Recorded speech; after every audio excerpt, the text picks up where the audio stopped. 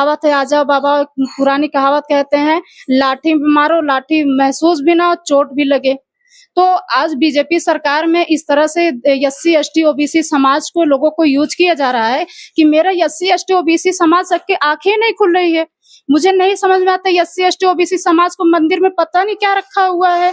अरे हम कहते हैं कि तुम जितना मंदिर में जब जा रहे हो, तुम्हें धुतकार के भगा दिया जा रहा है, तो मंदिर में जाने से तुम्हें क्या फायदा है भाई?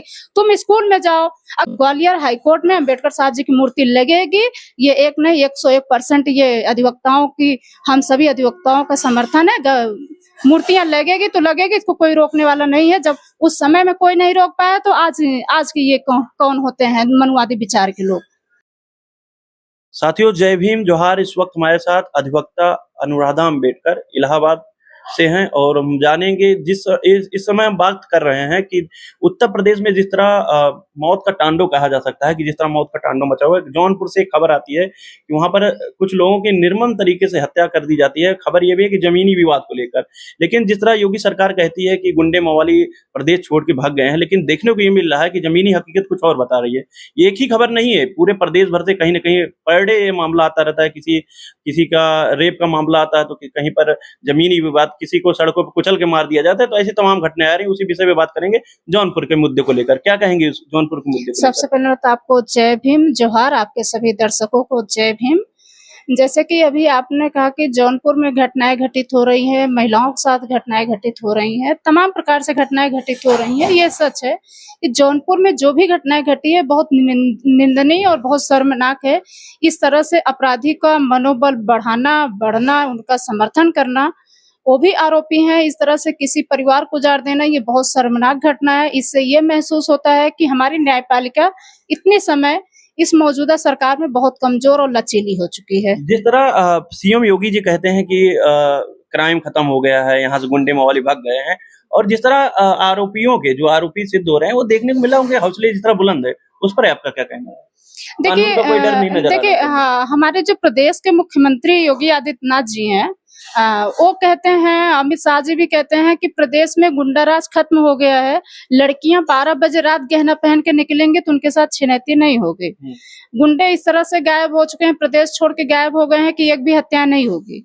लेकिन मैं अमित शाह जी से मैं पूछ रही हूँ, योगी आदित्यनाथ जी से पूछ रहा हूँ, आप प्रदेश के मुखिया हैं, आप प्रदेश के जिम्मेदार नागरिक हैं, हर एक दिन प्रदेश में हत्याएं क्यों हो रही है और हर एक दिन बलात्कार क्यों हो रहा है? हर एक दिन हत्याएं महिलाओं की क्यों हो रही? हर एक दिन किसी न किसी परिवार का घर क्यों उजाड़ दिया जा रहा है? और खासकर एससी एसटी ओबीसी के साथ ऐसा क्यों हो रहा है?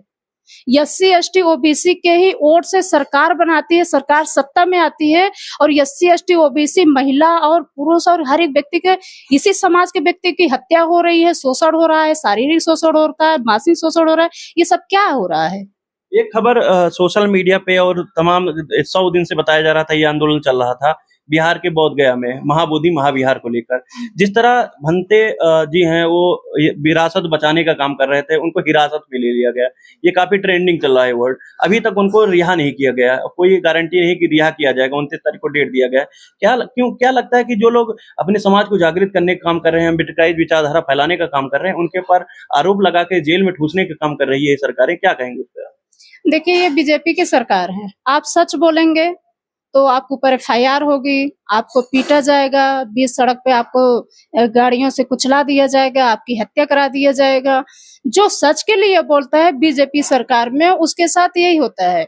और रही बात है जिन भंते जी को इन्होंने गिरफ्तार कराया है, मैं कह रही हूँ अभी हमारा कानून जिंदा है।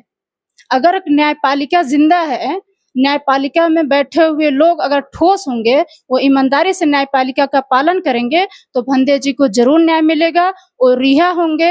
अपनी विरासत के लिए जो लड़ाई लड़ रहे हैं, वो अपनी विरासत को हासिल करके ही रहेंगे।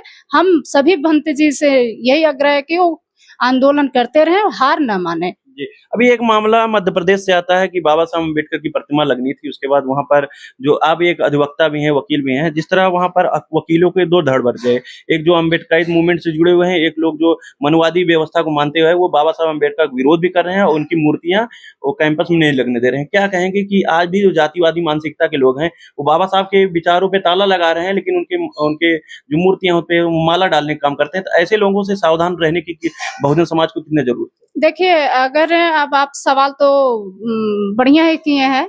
ये सवाल बेहतर है। अगर डॉक्टर बी आर अम्बेडकर साहब जी की मूर्ति लगाने से उन्हें नफरत है, तो देश के प्रथम कानून मंत्री कौन था? ये सबसे बड़ा सवाल है।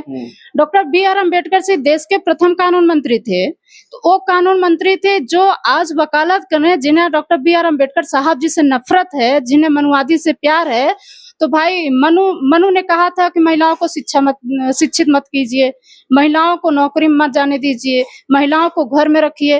तो जिन्हें डॉक्टर बी आर अम्बेडकर साहब जी से नफरत है, वो सबसे पहले मतलब अपने घर में महिलाओं को घर में बैठा दें, उन्हें शिक्षित न होने दें, उन्हें नौकरी से हटा दें। जो बड़े बड़े पदों पर बैठी हैं, केंद्र में और राज्य में जो बैठी हुई हैं, जो मनुष्य प्यार करने वाले लोग हैं, मनुवादी विचार के लोग हैं, वो मनु के विचार से चले ना। अम्बेडकर साहब जी के दिया गया अधिकार, अम्बेडकर साहब जी के द्वारा दिया गया संविधान में महिलाओं को हक अधिकार को पूरी तरह से फॉलो कर रहे हैं, लेकिन अम्बेडकर साहब जी की मूर्ति लगाने के लिए इस तरह से विरोध हो रहा है। और ये वो भूल जाएं कि डॉक्टर बी आर अम्बेडकर साहब जी मूर्ति नहीं लगेगी।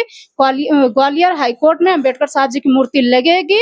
ये एक नहीं 101% ये अधिवक्ताओं की, हम सभी अधिवक्ताओं का समर्थन है। मूर्तियां लगेगी तो लगेगी, इसको कोई रोकने वाला नहीं है। जब उस समय में कोई नहीं रोक पाया, तो आज के ये कौन होते हैं मनुवादी विचार के लोग?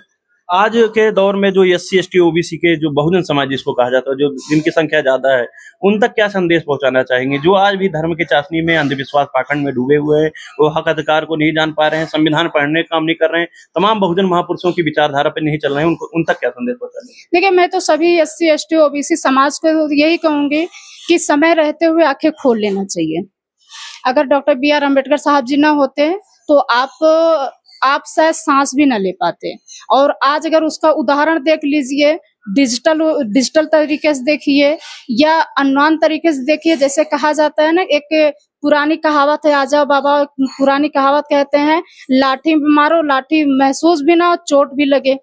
तो आज बीजेपी सरकार में इस तरह से SC ST OBC समाज को, लोगों को यूज किया जा रहा है कि मेरा SC ST OBC समाज सबके आंखें नहीं खुल रही है। मुझे नहीं समझ में आता SC ST OBC समाज को मंदिर में पता नहीं क्या रखा हुआ है। अरे हम कहते हैं कि तुम जितना मंदिर में जब जा रहे हो, तुम्हें दुत्कार के भगा दिया जा रहा है, तो मंदिर में जाने से तुम्हें क्या फायदा है भाई? तुम स्कूल में जाओ। अगर तुम्हें मंदिर की बहुत शौक है तो गौतम बुद्ध भगवान जी की मूर्ति बनवा लो, उनकी मंदिर बनवा लो, डॉक्टर बी आर अम्बेडकर साहब जी की मूर्ति बनवा लो, माता सावित्रीबाई फुले जी की मूर्ति बनवा लो, माता फातिमा शेख जी की मूर्ति बनवा लो, बनवा करके करो ना पूजा खूब। क्या जरूरत है मंदिर के लिए इतना लड़ाई लड़ने की? तो ये कहें कि हम अपने OBC SC ST OBC समाज से यही निवेदन करेंगे, और निवेदन के साथ साथ में उनसे कहेंगे कि अगर आप अपने अधिकार के बारे में नहीं जान रहे हैं, आप अपने अधिकार के बारे में लड़ नहीं सकते हैं, आप मंदिर की अगर आप लड़ाई लड़ रहे हैं, तो कहीं न कहीं आप डॉक्टर बी आर अम्बेडकर साहब जी की सपनों के लिए आप नहीं लड़ रहे हैं। आप अंधे हो चुके हैं, आप चीजों को समझ नहीं पा रहे हैं। आपको बीजेपी किस तरह से यूज कर रही है, सही समय पे आप जाग जाइए, नहीं तो आज आप रोटी जो खा रहे हैं, आपकी पीढ़ियां भीख मांग करके खाएगी, आपकी पीढ़ियां गुलाम बन जाएगी। तो सही समय पर आके खोल लेनी चाहिए। हमें लड़ाई लड़ना है तो हम मंदिर के लिए लड़ाई नहीं लड़ेंगे, हम स्कूल के लिए लड़ाई लड़ेंगे, हम शिक्षा के लिए लड़ाई लड़ेंगे, हक अधिकार और रोजगार के लिए लड़ाई लड़ेंगे, मंदिर के लिए नहीं लड़ेंगे। क्योंकि मैं मंदिर का विरोध नहीं कर रही हूँ, मैं धर्म का विरोध नहीं कर रही हूँ। मैं इसलिए कि जब डॉक्टर बी आर अम्बेडकर साहब जी ने धर्म का विरोध नहीं किया है, तो हम क्यों करें विरोध? पर हाँ, हमारा जो, जिससे मेरा पेट पल रहा है, जिससे मेरा स्वाभिमान जिंदा है, जिससे मेरी आवाज निकल रही है, मैं अगर सांस ले रही हूँ, तो इसके लिए डॉक्टर बी आर अम्बेडकर साहब जी ने संघर्ष किया है। तो हम उनके द्वारा चलेंगे, उनके कहे अनुसार हम चलेंगे। यही हम लोग का मकसद है, यही हम अम्बेडकर साहब जी के सपनों का भारत बनाना चाहते हैं। SC ST OBC समाज को सही समय पर जाग जाना ही बेहतर होगा। तो साथियों, हमारे साथ अधिवक्ता अनुराधा अम्बेडकर जी हैं, जिन्होंने साफ तौर पे बहुत सारी बात, जो हमने क्वेश्चन रखे उस पे बातें रखी। साथियों, महापुरुषों ने कहा था, जो अपना इतिहास नहीं जानता वो आने वाले समय में अपने भविष्य का निर्माण नहीं कर सकता। कहीं ना कहीं वो यथार्थ सत्य है। और आज भी हम सुबह सुबह 2 घंटियां बजती हैं, एक मंदिर की, एक विद्यालय की, तो डिसाइड आप करिए। हमको नहीं कहने वाले कि मंदिर जाना है, कहाँ जाना है, लेकिन आज भी जो SC ST OBC के साथ पर डे, दिन प्रतिदिन उनके साथ घटनाएं घटती हैं, लेकिन वो उनको समझ में नहीं आ रहा, उनकी आंखें नहीं खुल रही। तो कहीं ना कहीं वो शोषण करने वाला उतना जिम्मेदार नहीं होता जितना शोषण सहने वाला जिम्मेदार होता। तो साथियों, जो भी लोग इस वीडियो को देख रहे हैं, वीडियो को ज्यादा से ज्यादा शेयर करें। और जो वर्तमान में सरकार है, वो कहीं ना कहीं इस मुद्दे पर जो कहती है क्राइम समाप्त हो गया, तो लेकिन per day SC ST OBC को लोग ये जानवर समझते हैं, कीड़े मकोड़े समझते हैं, उनके साथ पर डे अपराध होता रहता है। लेकिन अपराध जो है खत्म होने का नाम नहीं ले रहा। साथियों, तब तक के लिए बने रहिए बहुजन 85 के साथ। बहुत बहुत धन्यवाद। आपको बहुत